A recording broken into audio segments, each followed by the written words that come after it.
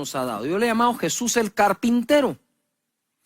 Jesús es hijo de Dios, hemos aprendido de él como hijo de Dios, hemos aprendido como nuestro Salvador, como nuestro Maestro, como nuestro Señor, como el que habrá de venir, como el que hace milagros, señales, prodigios, nuestro sanador, nuestro proveedor, pero por ahí como que dejamos a un lado eso que fue carpintero o el carpintero.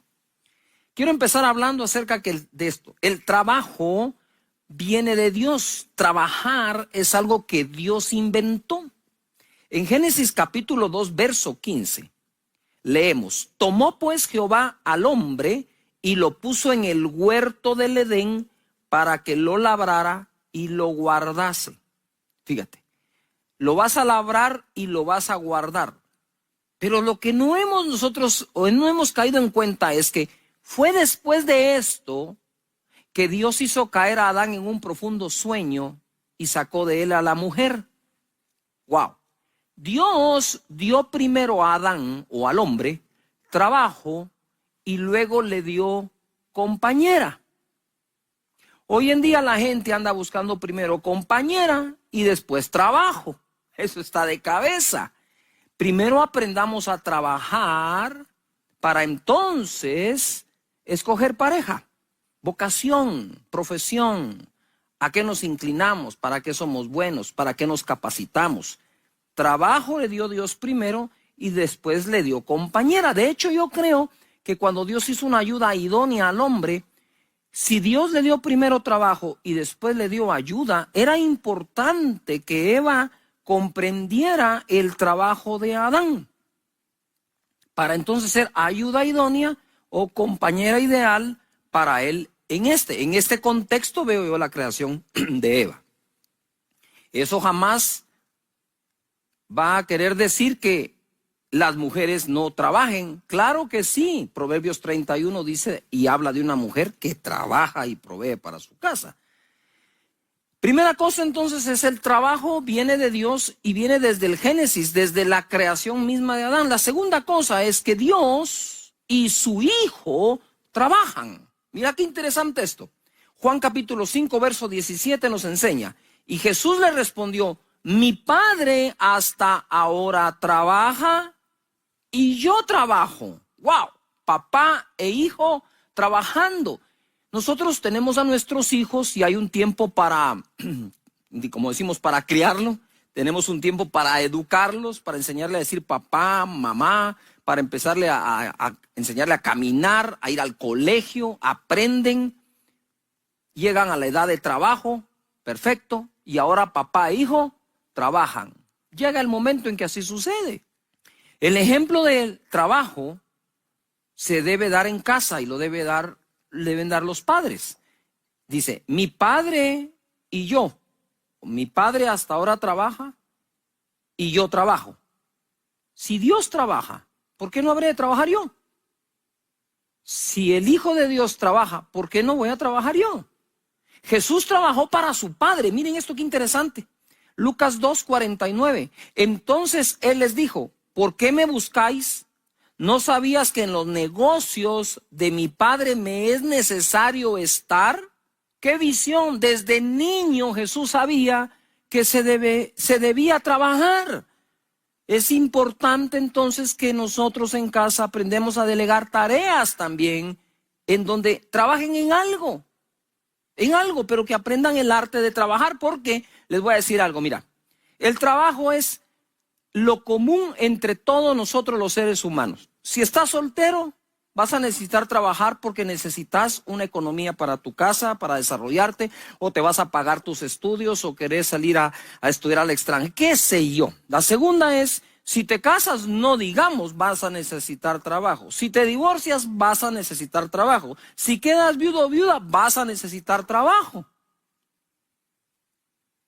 A donde vamos, dice la Escritura, no hay trabajo, pero aquí sí hay trabajo. Y es importante, importantísimo entonces. Si vamos a pasar una vida trabajando, aprender a hacerlo. No estoy diciendo, ojo, que aprendas la carrera de medicina o de leyes o abogado o qué sé yo, sino que habiendo aprendido algo, aprender a trabajar en eso. ¿Verdad? con principios, con valores, con esfuerzo. Es conveniente, es necesario aprender a trabajar para Dios. Si nosotros logramos tener a Dios por jefe por encima de nuestros jefes, yo estoy seguro que mejoraría muchísimo nuestra actitud de trabajo. Jesús se mantuvo enfocado trabajando. Mira Juan 4:34, esto es poderosísimo. Jesús les dijo, mi comida es que haga la voluntad del que me envió y acabe su obra. Ahora vemos aquí a un Jesús que no solo dice que trabaja igual que el Padre, que trabaja en su obra, que le conviene o es necesario en los negocios de su Padre estar, sino dice que acabe su obra. Ay, Dios mío, cuánto trabajar. No hay modo que acabe lo que uno le mandó a hacer. O no hay modo que acabemos de hacer lo que nos mandaron a hacer, o lo acabamos pero mal. No, veamos en Jesús esto. Miren, ¿por qué este es el tema? Porque yo quisiera caminar sobre el agua como Jesús. Resucitar muertos como Jesús, eso lo quieren todos los cristianos, ¿verdad? Es decir, de Jesús, el trabajador, también podemos tomar ejemplo para lo que todos los días hacemos, que es trabajar. Y hacerlo al estilo de Él. Estaba enfocado. Ese día él no había comido. Y lo encontraron hablando con una mujer y creían que le había traído algo de comer. Y dice, no, ¿saben qué? Mi comida es hacer la voluntad del que me envió y que acabe su obra. De la comida se genera energía. Y miren cómo el trabajo, que algunos lo consideran solo como lo que los cansa, realmente el trabajo puede generar energía. Dice Proverbios 24:10, yo le puse, no a la flojera. Si fueres flojo en el día de trabajo, tu fuerza será reducida. Lo que acaba con las fuerzas es la flojera, pero si somos flojos en el día del trabajo, las fuerzas se nos van a ir, dice la Escritura. Entonces Jesús estaba trabajando para su Padre. Jesús estaba enfocado en el trabajo que le dio el Padre y tenía entre ceja y ceja acabar la obra que le dieron a hacer. Jesús aprovechó el tiempo. Mira, este es fenomenal. Juan 9:4. Me es necesario hacer las obras, es decir, trabajar, del que me envió, entre tanto que el día dura.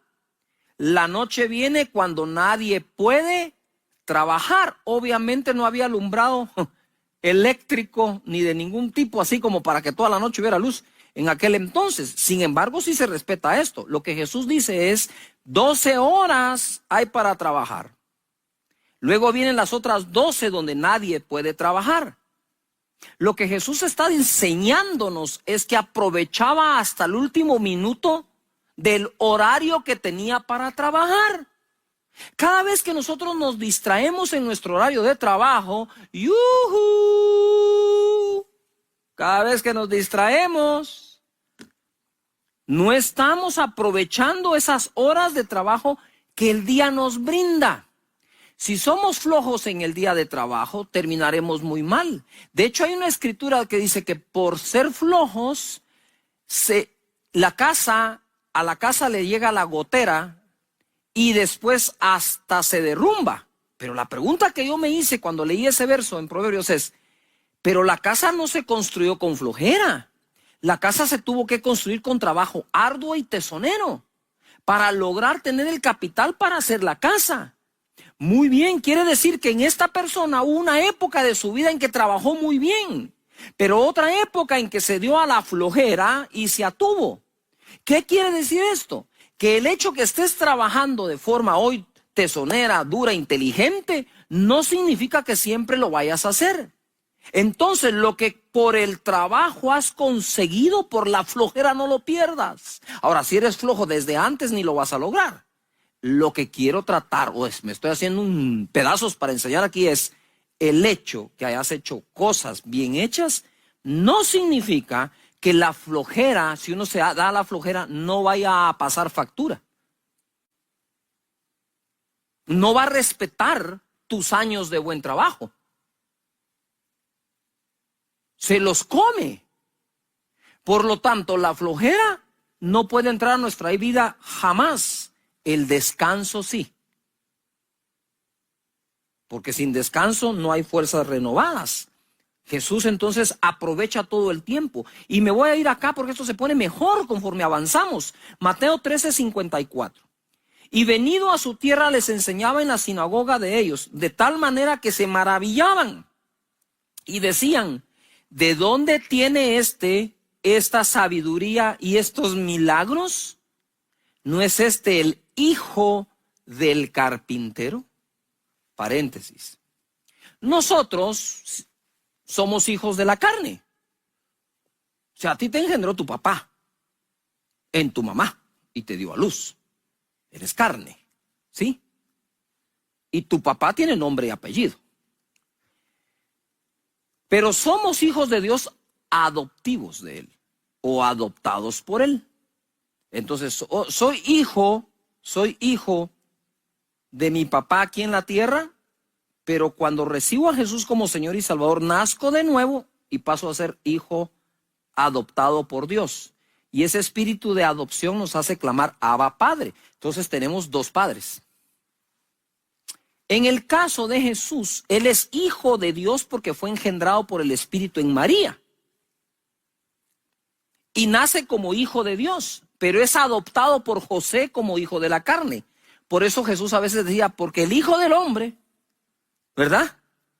A eso se refiere, porque Él no fue engendrado por un hombre, pero respetó a José siempre como su papá en la tierra. Pongan atención a esto porque es profundo, sencillo, a la vez profundo y bello. Aquí dice la gente, ¿no es este el hijo del carpintero? ¿No se llama su madre María y sus hermanos Jacobo, José, Simón y Judas? ¿No están todas sus hermanas con nosotros? ¿De dónde pues tiene todas estas cosas? Es decir, ellos decían, pero, ojo, ¿pero qué tiene que ver que por ser hijo de carpintero no puede tener sabiduría? ¿Ah? A no ser tal vez, ahora voy a especular, a no ser tal vez que ellos creían que un carpintero no era sabio. Pero el hijo pudo haber estudiado otra cosa y serlo. La respuesta la encontramos en Marcos capítulo 6:2. Y llegado el día de reposo comenzó a enseñarles en la sinagoga, y muchos oyéndole se admiraban y decían, ¿de dónde tiene estas cosas? ¿Y qué sabiduría es esta que le es dada? Y estos milagros que por sus manos son hechos. ¿No es este el carpintero? Ojo, en la escritura que leí anteriormente, Mateo 13 dice, ¿no es este el hijo del carpintero? Pero en Marcos dicen, ¿no es este el carpintero? ¡Wow! Ahora viene y se pone buenísimo. Agárrese la silla. O donde quiera que estés. Mira, primero, Jesús dijo, en los negocios de mi Padre es necesario estar, su Padre celestial.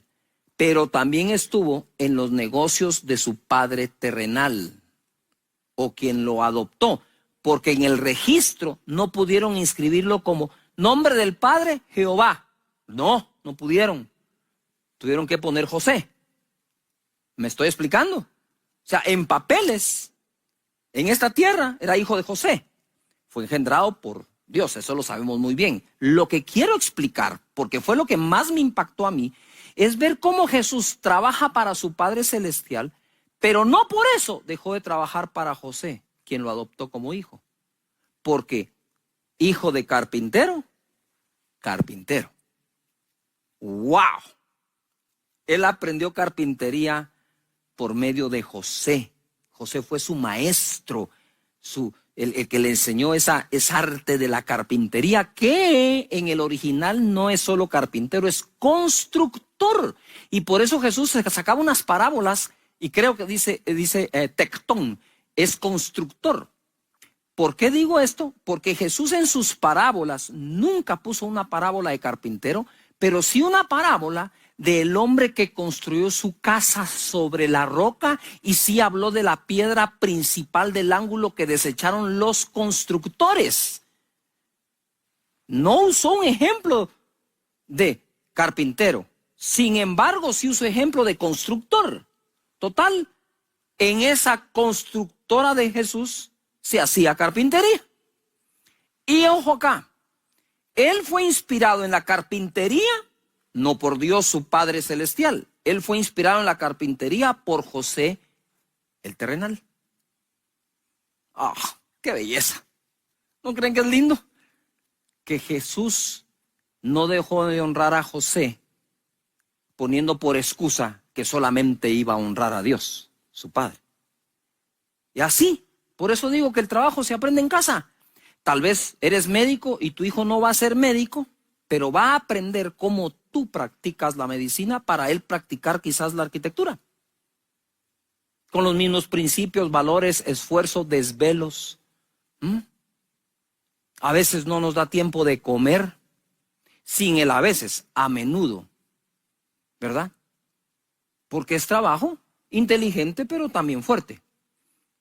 El trabajar es un regalo. Es una ocupación que viene de Dios, Eclesiastés 3:9. ¿Qué provecho tiene el que trabaja de aquello en que se afana? Yo he visto el trabajo que Dios ha dado a los hijos de los hombres para que se ocupen en él.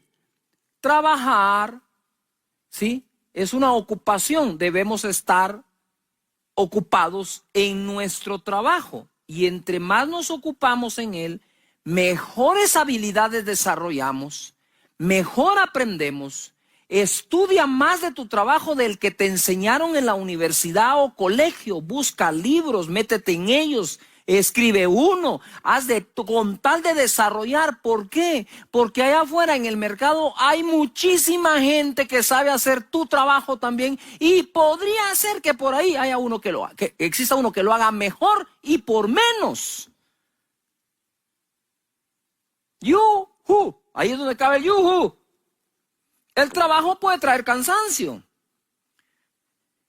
Primera Tesalonicenses 2:9. Porque os acordáis, hermanos, de vuestro trabajo y fatiga, de nuestro trabajo y fatiga, como trabajando de noche y de día, dice Pablo. Como trabajando de noche y de día para no ser gravosos a ninguno de vosotros, os predicamos el evangelio de Dios. Un gran predicador de L. Moody dijo: me canso en el trabajo, pero jamás del trabajo. Por supuesto que regresamos cansados a casa de trabajar, pero no del trabajo que tenemos. Tenemos actitud para hacerlo. Pero no solo hay que enseñar trabajo inteligente, duro, tesonero, sino también la actitud para trabajar. Eclesiastés capítulo 3:22. Así que he visto que no hay cosa mejor para el hombre que alegrarse en su trabajo, porque esta es su parte, porque ¿quién lo llevará para que vea lo que ha de ser después de él? Nadie. Hay que estar alegre en el trabajo para hacer un buen trabajo, y no al revés, porque hago un buen trabajo estoy alegre. Si primero estoy alegre, lo más probable es que haga un buen trabajo. Nos dignifica, Salmo 128:1. Bienaventurado todo aquel que teme a Jehová, que anda en sus caminos. Verso 2, agárrese. Cuando comieres el trabajo de tus manos, bienaventurado serás y te irá bien. ¿Por qué trabajar honestamente? ¿Por qué trabajar inteligente y duramente? ¿Por qué ser honesto y honrado para trabajar?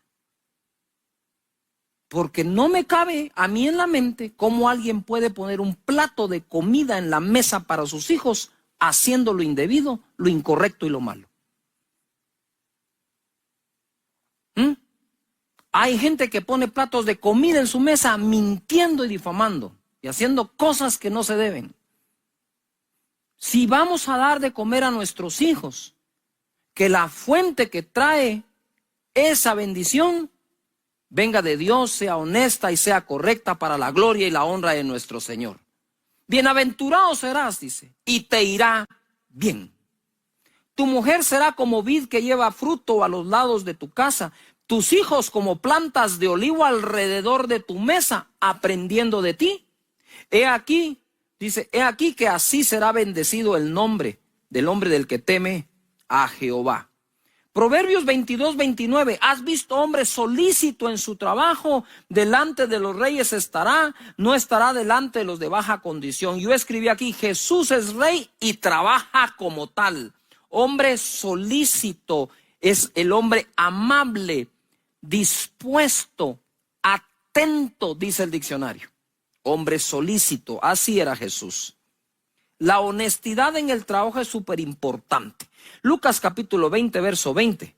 Y acechándole, lean esto, enviaron espías a que simulasen juntos, a que se simulasen juntos, a fin de sorprenderle en alguna palabra para entregarle al poder y autoridad del gobernador. Y le preguntaron diciendo, maestro, sabemos que dices y enseñas rectamente y que no haces acepción de personas, sino que enseñas el camino de Dios con verdad. Nos es lícito dar tributo a César o no. Mas él, comprendiendo la astucia de ellos, les dijo, ¿por qué me tentáis? Mostradme la moneda. ¿De quién tiene la imagen y la inscripción? Y respondiendo dijeron, de César. Entonces les dijo, pues dad a César lo que es de César y a Dios lo que es de Dios. Y no pudieron sorprenderle en palabra alguna delante del pueblo, sino que, maravillados de su respuesta, callaron. Importante entonces que aprendamos esto. Y a Dios lo que es de Dios. De hecho, unos le argumentaron a Pedro, tu maestro no paga los impuestos. Y cuando entró le dice Jesús, ¿sabes qué, Pedro? Vete de pesca, el primer pez que saques tendrá una moneda. Y le dijo, paga tus impuestos y los míos. Ve y hazlo, le dice. Impresionante lo que Jesús hizo allí. Hoy quiero orar, debo terminar orando por tu trabajo. Y por tu descendencia que se levante como grandes y buenos trabajadores, imitando a Jesús el carpintero. No sé cuándo iremos a caminar sobre el agua o resucitar un muerto. Claro que oramos por eso. Lo que sí sé es que todos los días hay que salir a trabajar. Y Jesús como carpintero nos demostró que se puede hacer bien hecho. Padre, en el nombre de Jesús, en este momento quiero orar por todo trabajo, por toda empresa, por todo negocio, para que tú pongas tu mano allí y los bendigas, con un trabajo en que se alegren, en que sean honestos para llevar el pan a su mesa, que sean correctos, Señor, contigo y con el César, como dices tú. En el nombre de Jesús, bendícelos en todo, que no falte trabajo ni empleo a ninguno de tus hijos, antes bien prospéralos, bendíceles y abre las ventanas de los cielos sobre ellos, y que la bendición tuya se derrame hasta que sobreabunde. En el nombre, todo eso a los pies de Jesús, pero esa es la frase con la que me duermo. Mañana será otro día. Bástale a cada día su propio mal, ¿verdad? Y como digo yo siempre, ya cuando llega ese momento, digo yo, y este muñeco se mete en su estuche para amanecer con nueva misericordia al día siguiente. ¿Qué tal si le damos un vistazo al futuro? Les he leído este salmo varias veces. Quiero que me aguanten, por favor, porque es bueno repasarlo y es solo para poderme introducir a lo que viene. El Salmo 23 es un salmo progresivo. Si cumples con la primera línea, se cumplirá la segunda, se cumplirá la tercera y así sucesivamente hasta terminarlo. Dice la escritura, Jehová es mi pastor. A ver todos, eso es, nada me faltará. El que cree que Dios es su pastor, cree que no le falta nada. Entonces sigue el siguiente verso, en lugares de delicados pastos me hará descansar. No descansa el que no confía que Dios provee. Descansa el que sabe que Dios provee. Eso se aplica al día domingo cuando descansamos y buscamos al Señor. Eso se aplica en la tarde cuando termina la faena del día y podemos descansar. Eso se aplica en tiempos de angustia, persecución y estrechez. Descansar en el Señor, que nada nos faltará. Y entonces descansamos. Luego, junto a aguas de reposo me pastoreará. Él pastorea al que descansa porque confía que no le falta nada. Confortará mi alma. Él conforta el alma de aquel a quien puede pastorear porque toma tiempo de descansar debido a que cree que nada le faltará. Después dice, me guiará por sendas de justicia por amor de su nombre. Es mucho más fácil oír las instrucciones de cómo ser guiado por Dios cuando estamos siendo confortados, porque somos pastoreados, porque estamos descansando, porque confiamos que no nos falta nada. Aunque dice, me guiará por sendas de justicia por amor de su nombre. Aunque ande en valle de sombras de muerte, no temeré mal alguno, porque tú estarás conmigo. De nuevo es progresivo. Cuando ya somos pastoreados porque descansamos, porque confiamos, Él nos guía por senda de justicia. Y si atravesamos un valle de sombra de muerte, no temeremos mal alguno, porque Él está con nosotros. Tu vara y tu cayado nos infundirán aliento. Aderezas mesa delante de mí en presencia de mis angustiadores. Unges mi cabeza con aceite, mi copa está rebosando. Ciertamente el bien y la misericordia me seguirán todos los días de mi vida, y en la casa de Jehová moraré por largos días. Progresivo. Todo en futuro. Lo que David hacía era echarle un vistazo al futuro, ojo, basado en la fe y confianza que le tenía a Dios. Tú puedes imaginar un futuro de acuerdo a la confianza que en Dios tienes. No me va a faltar. La Escritura no dice, Jehová es mi pastor, nada me faltará mientras tenga trabajo, me den aumento, el salario alcance. Entonces, ¿en qué quedamos? Nada nos faltará porque Él es nuestro pastor. Punto. Y luego va progresando el Salmo y le echa un vistazo. Dice, e incluso considera, mira, David era un hombre de tanta fe, está dentro de los héroes de la fe en Hebreos 11. Sin embargo, él está considerando un futuro aún peligroso. Y se está anticipando a ese futuro con un buen vistazo diciendo, aún si yo pueda caminar en un valle de muerte, no temeré mal alguno, porque tu vara y tu cayado me infundirán, ¿qué? Aliento. Aún si yo camino ahí, Dios estará con nosotros. La fe, dice la Escritura, es por el oír, y el oír por la palabra de Dios. Nosotros decidimos enfrentar lo que estamos viviendo con fe, decidimos enfrentarlo con pesimismo, optimismo, con buen ánimo, con unidad familiar, solos. Esas son decisiones que nosotros vamos tomando. Pero definitivamente el oído es vital. El oído es vital. Por aquí se contagia uno de miedo, temor, duda, angustia, ansiedad. Por aquí. Por eso dice la Escritura, las malas conversaciones corrompen buenas costumbres. En Mateo capítulo 13, verso 18, hoy me voy a ir a lo básico. Ya saben que eso es lo que me agrada y creo que es fruto de la oración de pedirle a Dios, Señor, dame una palabra para la vida de cada persona, para que cuando salgan de su casa o regresen tengan algo que practicar de tu palabra. Y la parábola del sembrador fue la primera que Jesús habló y dijo, si no entienden esta parábola, ¿cómo van a poder entender el resto? Y es muy sencilla, pero a la vez profunda. En el verso 18, Mateo 13 dice, oíd pues vosotros la parábola del sembrador. Cuando alguno oye la palabra del reino y no la entiende, viene el malo y arrebata lo que fue sembrado en su corazón. Este es el que fue sembrado junto al camino.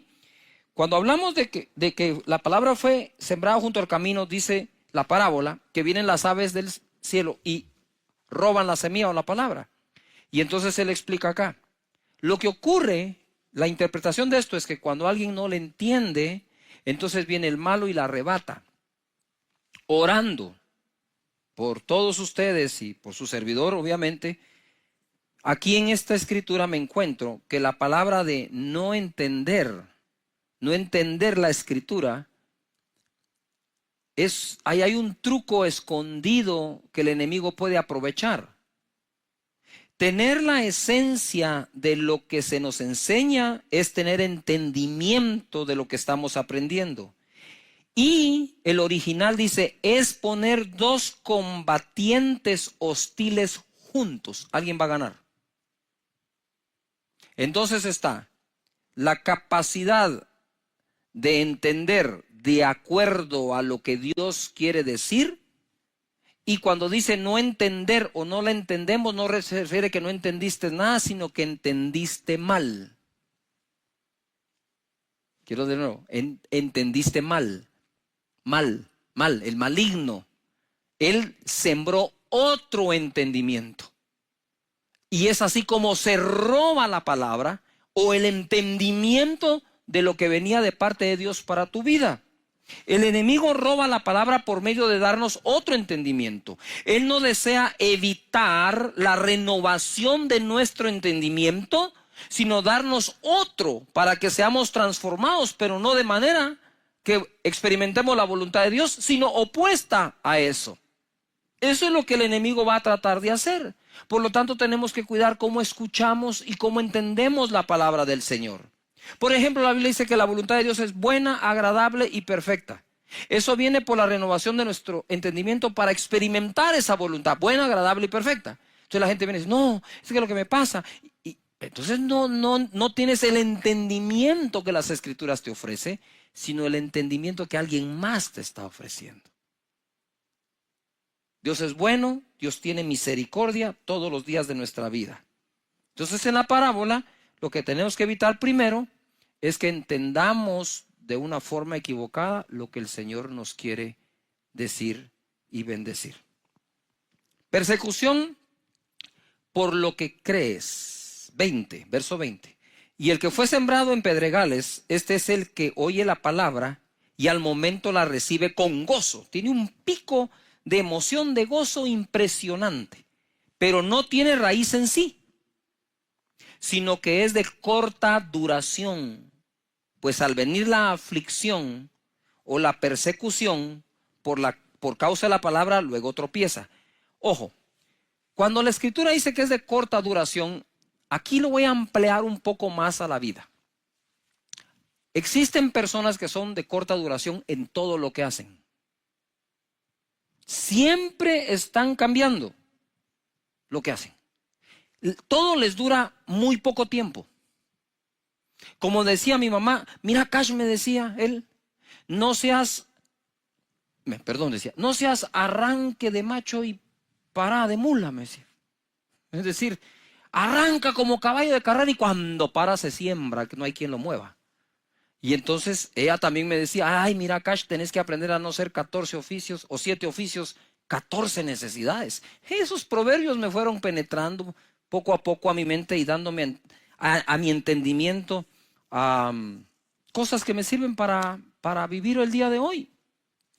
Entonces las personas que suelen sobreemocionarse positivamente, también suelen afligirse y entrar en temor con la misma intensidad que se gozaron, perdiendo así algo que habían ganado. ¿Y por qué estoy enseñando esto? Porque creo que por el Espíritu de Dios puedo ver cómo, debido a todo lo que pasa en esta crisis, hay mucho altibajo emocional. Un día estás, wow, mañana salimos, otro día, ya volvieron a decir tal cosa. Y ahora nos dijeron y ahora nos dicen otra. Y eso va drenando nuestras emociones. Y mire, eso trae un cansancio y trae una fatiga que es difícil soportarla. A mí me pasa, por eso te estoy predicando esto. Porque a mí me pasa también, y esta es la palabra que me ha dado para que me pase menos o pueda yo sobreponerme a esto. Estas son aquellas personas que cuando todo va bien, ellos están bien. Te repito de otra forma. Son aquellos que están bien cuando todo va bien. Están mal cuando las cosas van mal. Todo estará bien mientras les vaya bien. Estos tropiezan, dice la Escritura, es decir, cambian su caminar y aún su destino por miedo. Corta duración. Has leído 3 capítulos de 15 libros, pero ni uno entero. Yuhu, corta duración. Los proyectos nos van a gustar si son en corto, no en largo. Entonces, cuando soy una persona dada a la corta duración, y luego entonces me emociono cuando recibo la palabra de Dios, pero le aplico la misma conducta de mi carácter. Le aplico a la Escritura la misma conducta diciendo, wow, sí, gloria a Dios, aleluya. Y para abajo otra vez. Entonces hay que componer el oído para entender, hay que componer el carácter también en nuestra vida para tener una mejor tierra para la palabra que Dios nos está dando. Esta palabra de Dios, según Hebreos 4:12, dice que es así. Porque la palabra de Dios Es viva y eficaz y más penetrante o cortante que toda espada de dos filos, ojo, y penetra hasta partir el alma, donde están todas las emociones, y el espíritu, que es el que se conecta con Dios, las coyunturas y los tuétanos, y discierne los pensamientos y las intenciones del corazón. La palabra que Dios te quiere dar constantemente está viva, tiene vida, está viva y es eficaz, es eficiente, es algo que me va a hacer lograr algo bien hecho. Esta palabra, según Mateo 13:22, dice, el que fue sembrado, esta es la tercera tipo de tierra, entre espinos, este es el que oye la palabra, todos la oyen, pero el afán de este siglo, el afán de este siglo y el engaño de las riquezas ahogan la palabra y se hace infructuosa. Mas el que fue sembrado en buena tierra, ese es el que oye y entiende la palabra y da fruto. Ojo, la oye, la entiende y da fruto y produce al 100, 60 o 30 por uno. Es un error creer que la buena tierra es únicamente aquella que da 100% del fruto. ¿Qué estamos diciendo en la parábola del sembrador? Es cuando Dios te da una palabra, cuando oyes una prédica, si dieras el fruto de esa palabra, dieras solo el 30%, ya eres buena tierra, así que no hay ninguna condenación.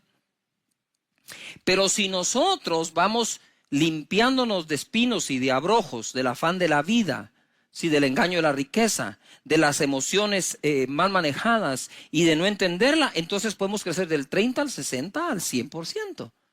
Hay gente que da más fruto, gente que da menos fruto, pero si ya estás en el 30, eres buena tierra y te declaro buena tierra para la palabra de Dios. Ojo, la palabra de Dios es una buena semilla todo el tiempo y está viva y es eficaz. Sin embargo, se puede ahogar y volverla no fructífera por miedo del afán de este siglo. ¿Qué es el afán de este siglo? Familia que estás allí. El afán de este siglo es básico, elemental. ¿Cuál es? Que comer, que vestir, trabajo, paga, salario, empresa, ventas. ¿No es eso el afán de todos los días? ¿No es eso a lo que salís todos los días cuando vas a trabajar? Y luego a veces se nos acusan a las personas que queremos enseñarles cómo a través de la palabra de Dios les va bien ahí. Cuando, si no puedo llevar la palabra de Dios a mi trabajo y a la familia, ¿a dónde la puedo llevar? Entonces, lo que quiero decirte en esta oportunidad es que si tengo resuelto el problema del afán por la vida, no el ingreso mensual para la vida, sino el afán de la vida. Porque la palabra no dice que la palabra sembrada en ti se ahoga por un bajo salario, o por mucho salario, o por mucho ingreso, poco ingreso. Dice aquí, se ahoga, la palabra que está viva se ahoga, es decir, se hunde hasta que queda sin respiración y muere. Eso se ahoga si yo tengo afán por la vida. Entonces, de lo primero que tengo que aprender en las Escrituras para poder dar fruto de toda palabra que me siembran es que no me debo afanar por la vida. Eso no quiere decir que eres un irresponsable, sino que en donde trabajas confiando que si eso no alcanza, de eso no depende Dios para que Él te bendiga, sino de tu fe, de cómo le crees al Señor.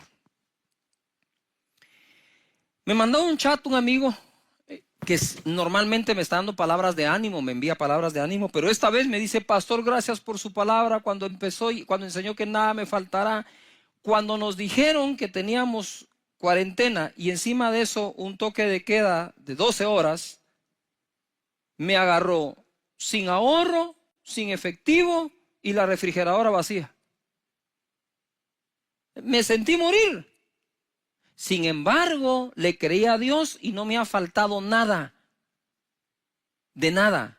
Tocan a su puerta, gente que no lo conoce, gente que no sabe por qué está pasando. Dicen: mire, sentimos los vecinos traerle esto, aquí está.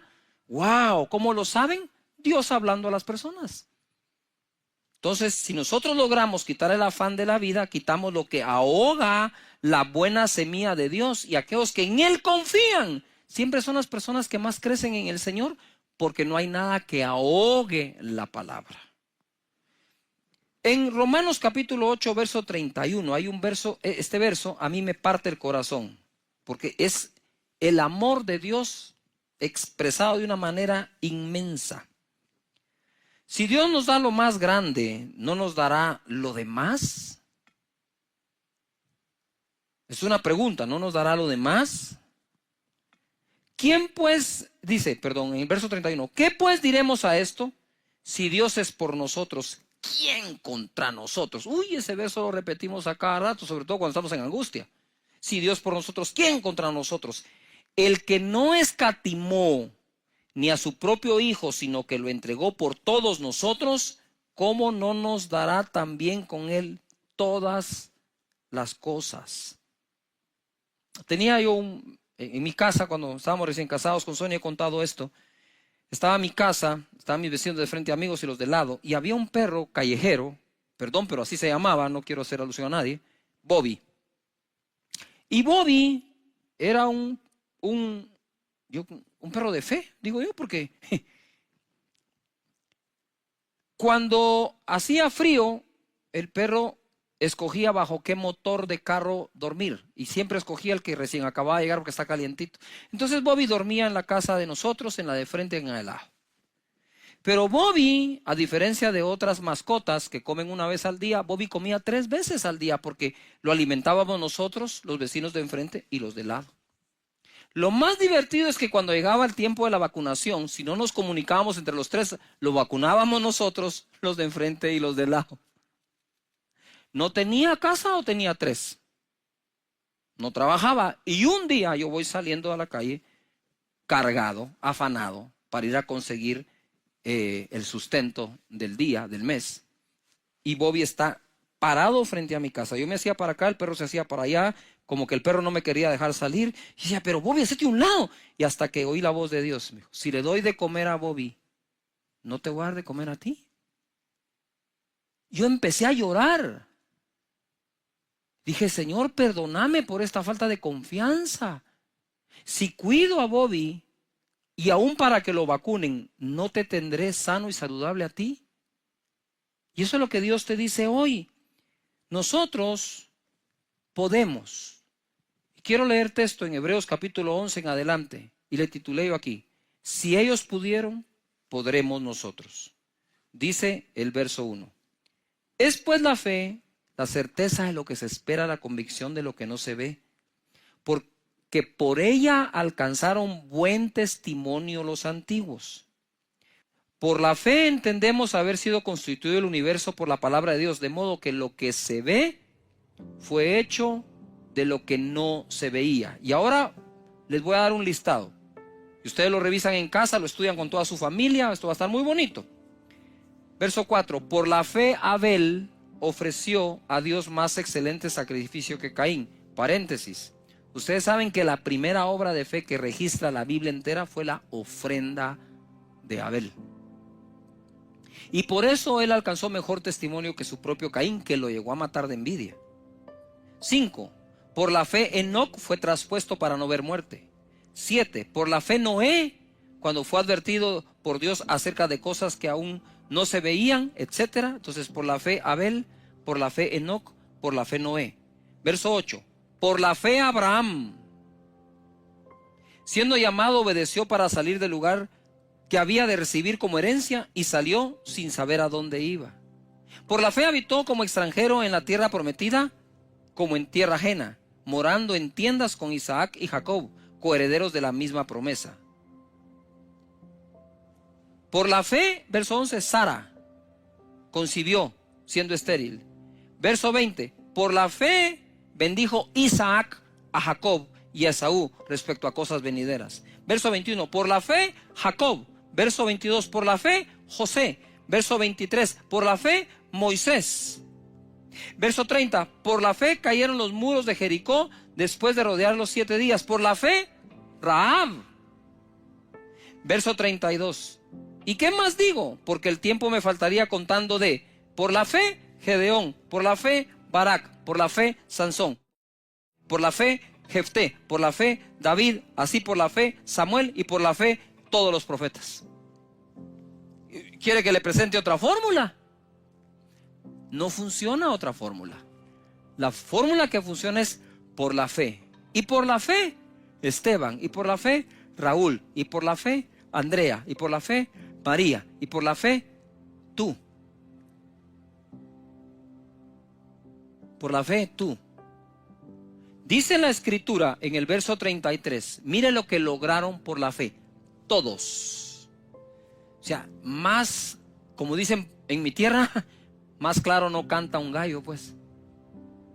Ya está claro cómo es. Verso 33. Que por fe, ¿por qué? Por fe, así es, por fe. Certeza de lo que se espera, convicción de lo que no se ve. Y estamos en medio de una situación mundial en donde tenemos que caminar por fe, no haciendo caso a lo que vemos, sino a aquello que Dios ha prometido. Por la fe conquistaron reinos, hicieron justicia, alcanzaron promesas, taparon boca de leones, apagaron fuegos impetuosos, evitaron filo de espada, sacaron fuerza de debilidad, se hicieron fuertes en batallas, pusieron en fuga a ejércitos extranjeros. Las mujeres recibieron sus muertos mediante resurrección, mas otros fueron atormentados, no aceptando el rescate, a fin de obtener mejor resurrección. 36. Otros experimentaron vituperios y azotes, y a más de esto, prisiones y cárceles. Fueron apedreados, aserrados, puestos a prueba, muertos a filo de espada. Anduvieron de acá para allá, cubiertos de pieles de ovejas y de cabras, pobres, angustiados, maltratados. 38, de los cuales el mundo no era digno. Y cuando tú ves la cantidad de personas que están acá, ninguno de ellos fue perfecto. No fue precisamente como decimos el santo de nuestra devoción, pero fueron agradables delante de Dios y alcanzaron buen testimonio porque a Dios le creyeron. Verso 39. Y todos estos, aunque alcanzaron buen testimonio y el mundo no era digno de ellos, mediante la fe no recibieron en aquel entonces lo prometido para que una cosa se cumpla, proveyendo Dios alguna cosa mejor para nosotros, para que no fuesen ellos perfeccionados aparte de nosotros. Por la fe, por la fe, por la fe. Y ahora quiero terminar en este momento con algo que me impresionó. Si Dios pregunta, debemos responderle. Y en Mateo capítulo 6, verso 28, dice: ¿por qué os afanáis? ¿Por qué os afanáis? ¿Acaso tú no vales más que las aves y eres mejor que un lirio?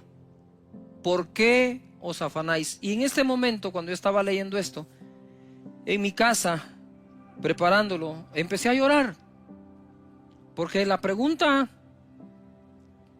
se la hace a todos y me la ha hecho a mí. ¿Por qué te afanas? Porque me hace falta, porque hay un terror afuera, porque hay una peste, porque hay una pandemia, porque hay una enfermedad, porque hay un virus. Y cuando yo leo esto, la primera sensación que tuve fue no contestarle a Dios, o no tengo respuesta. Y el Espíritu Santo me dijo: quiero oír sus respuestas. Cuando te digo ¿por qué te afanas?, te lo estoy preguntando. Quiero saber qué es lo que te provoca. Yo pienso que es un buen momento para decirle a Dios: Señor, soy sincero contigo, estoy afanado, tengo miedo, tengo temor, tengo incertidumbre, estoy lleno de ansiedad. Dios no quiere esas personas que presumen no tenerlo. Él quiere gente sincera que le diga: sí, estoy muy afectado, Señor, por lo que está pasando. Estoy hasta confundido. Está bien, háblalo, decilo. Es tu Padre. Él no regaña, Él enseña. Él no te va a regañar: ah, no deberías de estar afanado, no miras que cómo soy de bueno. No, pero lo puse así en letra grande. ¿Por qué os afanáis? Más adelante dice: no se afanen diciendo. No se afanen por el día de mañana. Bástale a cada día su propio mal. Y por eso empecé diciendo en esta predicación: mañana será otro día. Mañana será otro día. Padre, gracias te doy por cada hogar conectado, por cada casa, por cada conexión, por cada persona. Estamos cargados, Señor, te lo reconocemos, lo aceptamos, pero también tú dijiste que le esté cargado y trabajado, que venga a ti, que tú lo harás descansar. Señor, la unción que estoy sintiendo aquí fuertísima sobre mis hombros y espalda, que pudra todo yugo en este momento. Si tú estás en casa, extiende tu mano al dispositivo, a la televisión, donde quiera que estés, extiende tu mano. Hay una unción fluyendo en este momento hacia ti que va a podrir todo yugo, toda preocupación, todo afán, toda angustia, toda incertidumbre. En el nombre poderoso de Jesús ordeno que todo eso se largue ahora mismo de la vida de las personas que están conectadas acá. En el nombre de Jesús. Y que cada uno lleve este mensaje a otra persona que lo nota preocupado. En Cristo Jesús sean libres de esto. Y tú que quieres recibir a Jesús en tu corazón, repite conmigo en voz alta en tu casa, ahí con todos: Señor Jesús, yo te doy gracias por haber muerto por mí, por perdonar mis pecados, por lavarme con tu sangre. Te entrego mi vida, te abro mi corazón. Perdona mis pecados, dame la vida eterna. Yo creo que desde hoy soy una nueva persona y mi nombre fue escrito en los cielos. Salud, no de enfermedad, de riqueza, no de pobreza, de bendición, no de maldición, porque en mi boca hay un milagro. Amén. Hemos estado hablando, sí, de que estamos bendecidos bajo la bendición de Abraham que Dios juró. Y hoy quiero hablarles acerca de lo que es la triple bendición que esto nos trae, y de recibir esas promesas que Dios tiene. En Gálatas capítulo 3 verso 13, les voy a leer un par que ya hemos estado leyendo para unirlas, y a lo largo de toda la enseñanza ustedes van a ver cómo se van entrelazando estas promesas y aparecen por todos lados. En Gálatas 3 verso 13 dice: Cristo nos redimió de la maldición de la ley. O sea, había una maldición. Y Él viene y nos redime, o sea, nos saca de dicha maldición. Por lo tanto, no se vale decir que hay maldiciones que te persiguen. Que si la maldición generacional, que se quedó generaciones atrás, amén. Y es que tal vez a mí va a dar cáncer, mi familia ya se quedó atrás. Es que mi abuelo fue pobre y vos no. O sea, hay que dejar claro esto, ¿verdad? Se queda atrás. Pero si fui redimido de la maldición de la ley, de todo tipo de maldición, entonces también tengo que corregir mi manera de hablar. Cristo nos redimió de la maldición de la ley, hecho por nosotros, ¿qué? Maldición. Porque está escrito: maldito todo el que es colgado en un madero. Ahora leo el 14. Para que, todo esto que pasó en el 13 es para que en Cristo Jesús, ya no maldiciones, sino la bendición de Abraham alcanzase a los gentiles, a fin de que por la fe recibiésemos, ¿qué? El Espíritu Santo. Ahora notemos esto: nos redimen de la maldición, pero ¿y si no nos bendicen, en qué quedamos? O sea, no es lo mismo creer que ya no tienes maldición que creer que ahora tenés bendición. Pon atención, bendición no es la ausencia de la maldición. Yuhu. Bendición es ser bendecido. No es ya no tengo maldición, pero tampoco tengo bendición. Entonces, ¿para dónde vamos? Para ningún lado, estamos en neutro. No, Dios nos quitó una maldición para llenarnos de su, ¿qué? Bendición. En Cristo Jesús. Ahora, el traslado de una cosa a la otra le costó a Jesús ser hecho maldición, porque, ojo, maldito todo el que es colgado en un madero o en la cruz. Pregunto, si nos vamos 2000 años atrás y pico, sin conocer ningún versículo, no sabemos ni qué es la Biblia, y nos trasladamos como personas que están contemplando aquella crucifixión en el monte Gólgota, lo que nosotros vamos a ver son 3 cruces.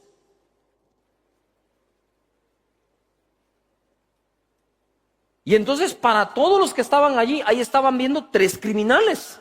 No.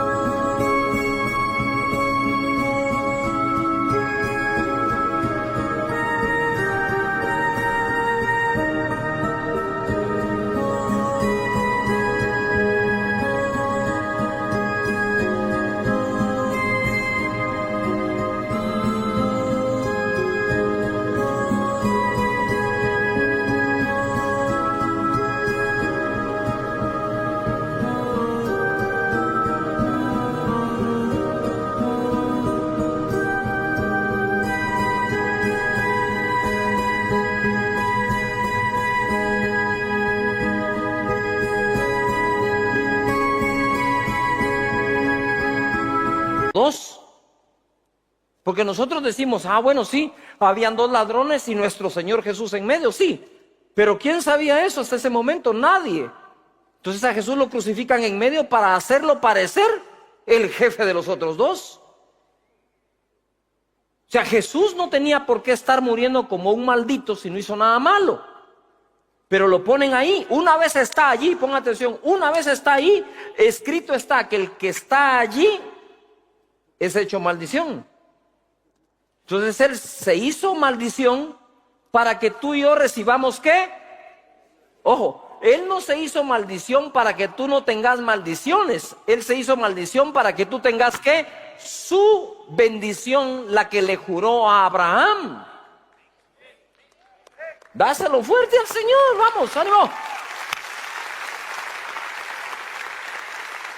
Entonces cuando el mismo diablo, enemigos, lo que sea, te quieran atacar, no les pongas bola ni chibola, no le tires al diablo, no, mira, del diablo ni se habla, hombre.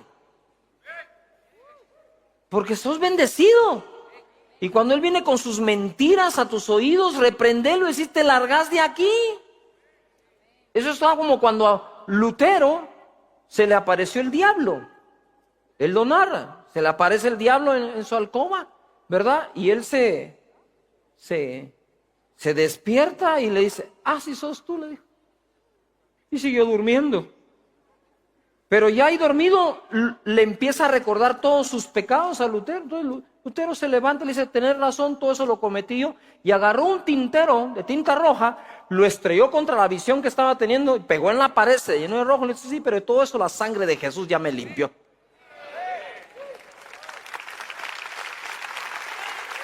Y como dijo un amigo mío, cuando el diablo te recuerde tu pasado, vos recordarle a él su futuro. Decirle, sí, ese era mi pasado, pero tu futuro es que vas a terminar en el abismo, tú y todos tus demonios.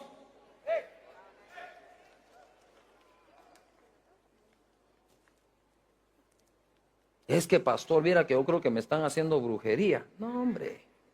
Entonces, ahora, eso es lo que pasó en el monte Gólgota con Jesús nuestro Señor. Hebreos 6:12, solo es para recordarlo y entrelazarlo como les expliqué al principio. A fin de que no os hagáis perezosos, a Dios no le gusta esa onda de andar pereciendo, sino imitadores de aquellos que por la fe y la paciencia heredan las promesas. 13, porque cuando Dios hizo la promesa a Abraham, le estaba prometiendo todo esto, no pudiendo jurar por otro mayor, juró por sí mismo, diciendo, de cierto te bendeciré con abundancia y te multiplicaré grandemente. Esta es la triple bendición. Y para ilustrarte algo esto, en las carreras de caballos se habla de la triple corona, que es aquel caballo que gana 3 carreras, las más importantes, el mismo año. Difícilmente habrá un par de caballos que lo han logrado. Pero nosotros sí ganamos, gloria a Dios, la triple corona o la triple bendición de parte de Dios. Somos más que vencedores en aquel que nos amó. Entonces yo quiero que levantes las manos y quiero que declares, porque eso es importante, lo que creas, decláralo, decrétalo. Di conmigo, yo estoy bendecido con una triple bendición. La de multiplicación, la abundancia y la mayor de todas, el Espíritu Santo. En otras palabras, yo soy un bendecido, ungido o un ungido bien bendecido. Amén. Así hay que caminar. Pero hay gente que sí, claro que quiere la abundancia y la multiplicación, pero no se exponen a la presencia del Espíritu Santo. Y hay otros que les encanta la unción, ¿verdad? Pero esa unción que Dios te da es para que sepas que si te da el Espíritu Santo, ¿cómo no te va a dar lo demás? En otras palabras, Dios te está dando a ti, gentil chapín guatemalteco, más de lo que le dio a Abraham. Porque Abraham le dijo, te multiplicaré y te bendeciré con abundancia. Pero no le dijo, y sé lleno del Espíritu Santo. Eso es para nosotros.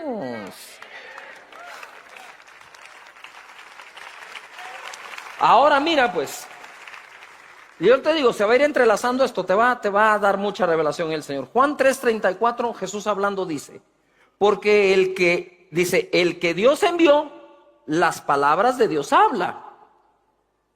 Pues Dios no da el Espíritu por medida.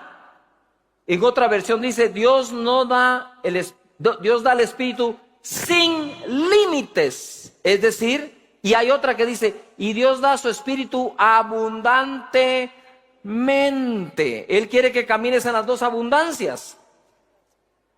¿Todavía están acá? Él da el Espíritu sin medida. Lo da sin límite, lo da abundantemente. Es decir, puedes estar completamente lleno del Espíritu de Dios. Porfa, yo anoche cuando fui a dormir, antes de dormir puse adoración al Señor, me puse a adorar al Rey.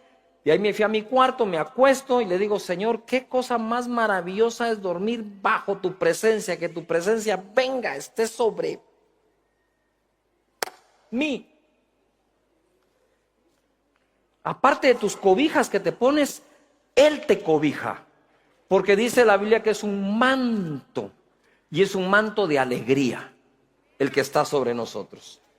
Ahora, ¿cuál es ese producto de la unción? Cuando Jesús recibe la unción del Espíritu Santo, cuando lo declara, está en Lucas capítulo 4, verso 17, leo, y se le dio el libro del profeta Isaías, y habiendo abierto el libro, halló el lugar donde estaba escrito, el Espíritu del Señor está sobre mí. A ver, levanta las manos y diga conmigo, el Espíritu de Dios está sobre mí.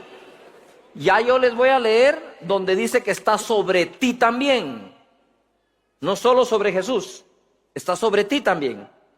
18, por cuanto me ha ungido, eso es ser ungido, el Espíritu es sobre ti, para dar buenas noticias o buenas nuevas a los pobres. Me ha enviado a sanar, dice, a los quebrantados de corazón, a pregonar libertad a los cautivos, a visitar a los ciegos, a poner en libertad a los oprimidos, a predicar el año agradable del Señor. Y enrollando el libro, lo dio al ministro y se sentó, y los ojos de todos en la sinagoga estaban fijos en él, y comenzó a decirles, hoy se ha cumplido esta escritura delante de vosotros. Ahora, regreso al 18. El Espíritu del Señor está sobre mí por cuanto me ha ungido. Lo primero que dice es para dar buenas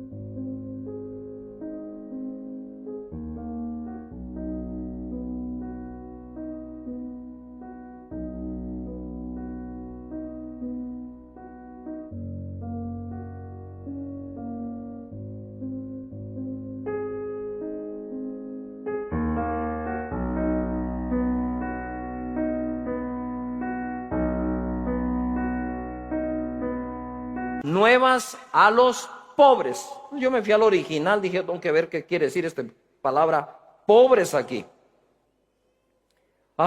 Pobres, en el original no encuentro en ningún lugar que diga pobres en espíritu. Esa es otra escritura, bienaventurado el pobre en espíritu. Esa es otra escritura. Pero él viene a tratar con la pobreza también económica, a sacarnos de ahí. Y para eso fue hecho maldición, para redimirnos de esa maldición. Porque no es ninguna bendición. Ojo lo que dice. Pobre. Dice, vino a reducir el hecho que una persona mendigue. Ahora dice acá que pobre significa aquellos que han sido destituidos de sus bienes, de su influencia, de su posición y de su honor. Con la unción viene la restitución hasta de tu nombre y de tu apellido. de tu familia y de tu empresa. Lo que viene a hacer Jesús cuando dice, le vine a dar buenas nuevas al pobre, es no el que ha sido toda la vida pobre tan solo, sino el que quedó pobre por alguna razón, el que quebró económicamente, el que tuvo que cerrar sus empresas. La unción que Jesús recibió, se la dieron para darle buenas noticias al que sí está. Así que si estás así, te quiero decir que la unción del Espíritu Santo le fue dada a Jesús para que hoy Él te diga, te voy a sacar de allí y te voy a levantar. Más fuerte al Señor.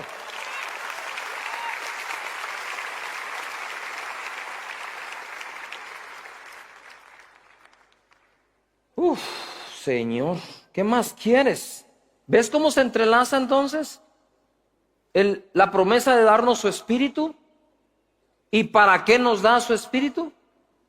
Y una de las cosas es esa. Bien, la promesa del Espíritu Santo. Lucas capítulo 24, verso 49. ¿Verdad? He aquí yo enviaré la promesa de mi Padre. ¿Yuhu? Y esa promesa es el Espíritu Santo. ¿Y qué dice Gálatas? Que Él fue hecho maldición a fin de que nosotros recibamos la bendición del Espíritu Santo. O sea, nos llenamos de gozo, la unción preciosa, los enfermos sanan. Sí, pero todo eso sucede porque en la cruz Él pagó. En otras palabras, yo creo en la cruz, creo que Jesús murió en la cruz, pero creo en el beneficio que me trae el hecho que Jesús haya muerto en la cruz. La gente recibe a Jesús, pero no se da cuenta todos los beneficios que vienen a la vida con haber recibido a Jesús. Si tienes a Jesús, tienes sus beneficios también. ¿Puede ir un buen amén a eso? Entonces dice, he aquí yo enviaré la promesa de mi Padre sobre vosotros. ¿Qué fue lo que dijo Jesús? El Espíritu de Dios está sobre mí. Cerró el rollo y le dijo, hoy delante de sus ojos se ha cumplido esta escritura. Y la promesa del Espíritu Santo que vendrá sobre ti, tú le puedes decir al que está a la par si quieres, hoy tú vas a ver la promesa de Dios, esa escritura cumplida en mi vida. Como Jesús lo dijo en la sinagoga. ¿Yuhu? ¿Cómo me agrada a mí saber que Jesús iba a la sinagoga y me causa un poco problema que el cristiano no vaya al templo? O resulta que Jesús sí necesitaba ir a la sinagoga y tú no. Bien, vamos. Yuhu. ¿Quién hubiera querido ver a Jesús online?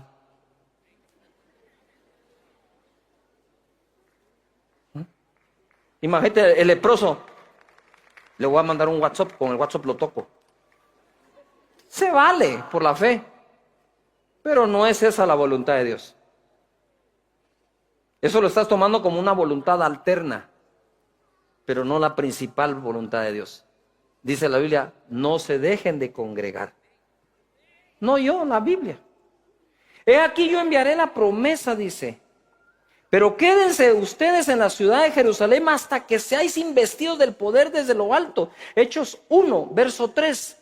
A quienes también después de haber padecido, o sea, resucitó, se presentó vivo con muchas pruebas indubitables, apareciéndoseles durante 40 días y hablándoles acerca del reino de Dios. 4. Y estando juntos les mandó que no se fueran de Jerusalén, sino que esperasen la promesa del Padre. De nuevo, fuerte digan, la promesa, la cual les dijo, oísteis de mí, porque Juan ciertamente bautizó con agua, mas vosotros seréis bautizados con el Espíritu Santo dentro de no muchos días. Hechos capítulo 1, verso 6. Entonces los que se habían reunido le preguntaron diciendo, Señor, ¿restaurarás el reino a Israel en este tiempo? No les toca a ustedes saber los tiempos o las sazones que el Padre puso en su sola potestad. En otras palabras, miren, no se distraigan de lo que está por ocurrir. Eso es lo que está diciendo él. Lo que está por ocurrir es que mi Padre y yo vamos a venir a hacer morada en ustedes. ¡Wow!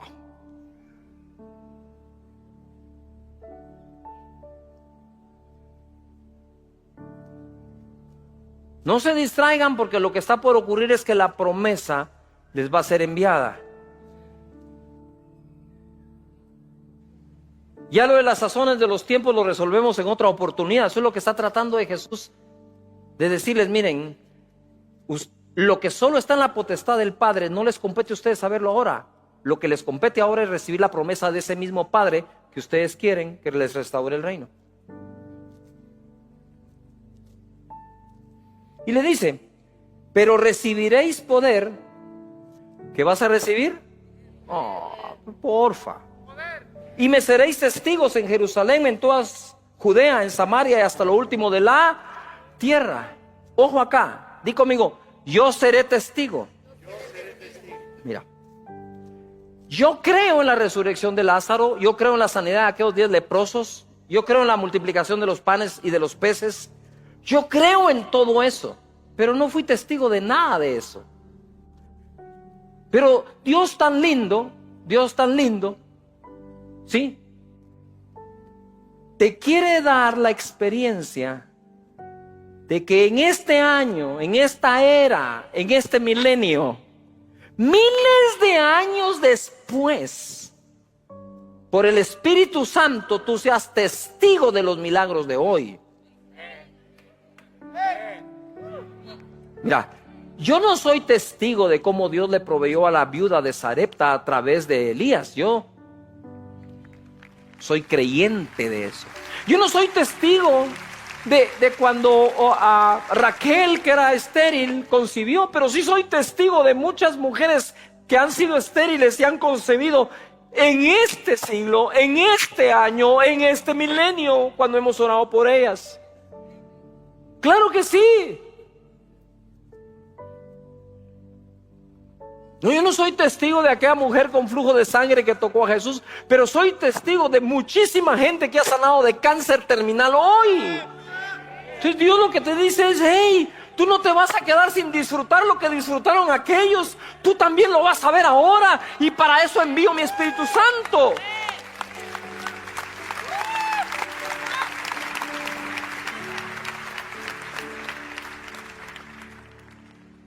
No, yo no soy testigo de cómo Elías venció a los profetas de Baal, pero sí soy testigo de cómo el Señor ha venido a quebrantar las ataduras y todas las obras de brujería y hechicería sobre las vidas de las personas hoy.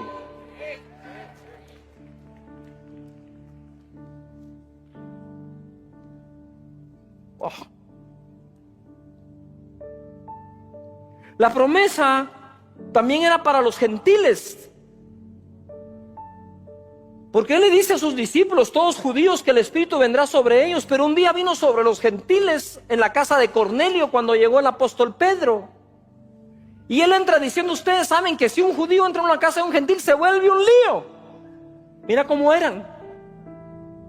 Pero aquí quiero que te enfoques bien en lo que va a pasar. En el verso 44 de Hechos 10, dice: mientras aún hablaba Pedro estas palabras, el Espíritu Santo cayó sobre todos los que oían el discurso. Y los fieles de la circuncisión, es decir, los judíos que habían venido con Pedro, se quedaron atónitos, maravillados, perplejos, de que también sobre los gentiles se derramase el don, el regalo o la promesa del Espíritu Santo. ¿Qué hicieron ellos para recibir el Espíritu Santo? Ni siquiera sabían que a eso iba Pedro. Es más, Pedro no iba a eso.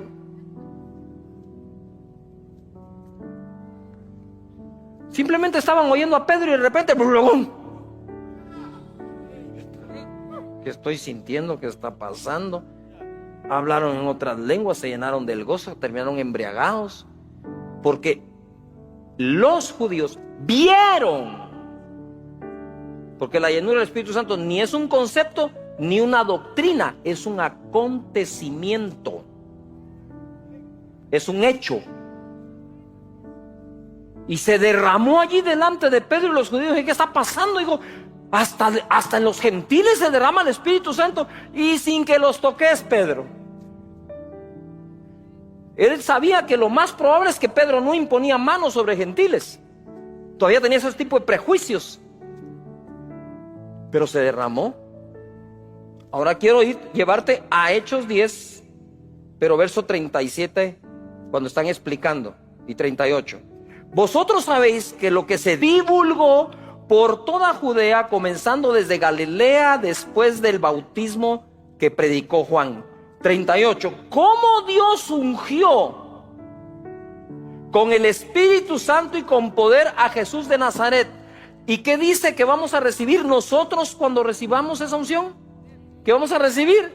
Poder. Pon atención acá, porque lo que sucedió en Jesús, no te hagas bolas, es lo mismo que ha sucedido contigo. Ahora lo que me pregunto es si nos vamos a poner a hacer lo mismo que Jesús hizo. Dice aquí en la Escritura cómo Dios ungió con el Espíritu Santo y con poder a Jesús de Nazaret, y cómo éste anduvo haciendo bienes y sanando a todos los oprimidos por el diablo, porque Dios estaba con él. En otras palabras, viene él y te unge como ungió Jesús. Y te pasa lo mismo que le pasó a la sinagoga, que dijo: hoy se ha cumplido esta escritura. A ver, todo el mundo diga escritura. Delante de los ojos de ustedes. Pero hay otra escritura que se cumple en ti. Y enviaré mi promesa, dice, y recibirán poder cuando venga sobre ustedes el Espíritu Santo. Y entonces me serán, ¿qué? Testigos donde quiera que vayan. Pero no porque donde quiera que vayas tú vas a ver lo que Dios está haciendo a través de otros. ¡Qué buena onda! No, es porque donde quiera que vayas tenés tú que hacer algo.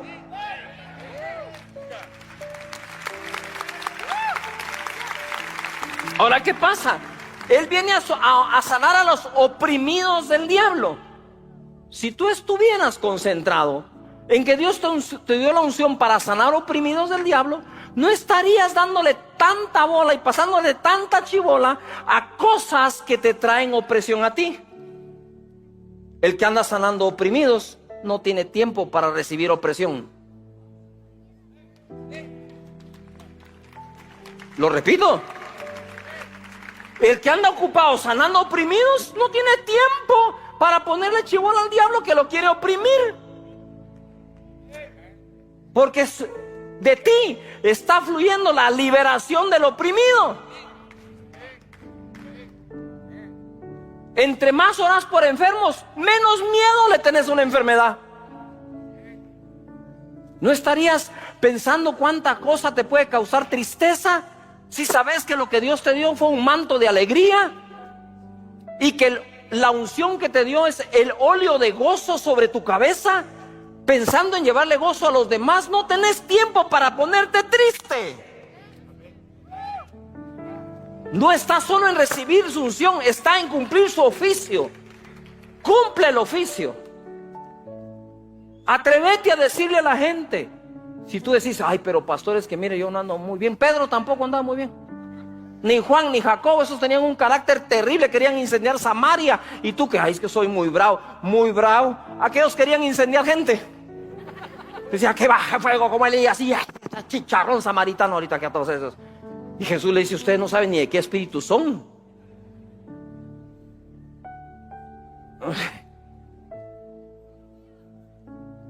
Si esperas a ser perfecto para bendecir a alguien, ese alguien se va a quedar sin bendición. Así todo chueco y defectuoso anda a bendecir gente. Ya, Dios te dio la unción, da, repartirla. Bendecía a la gente.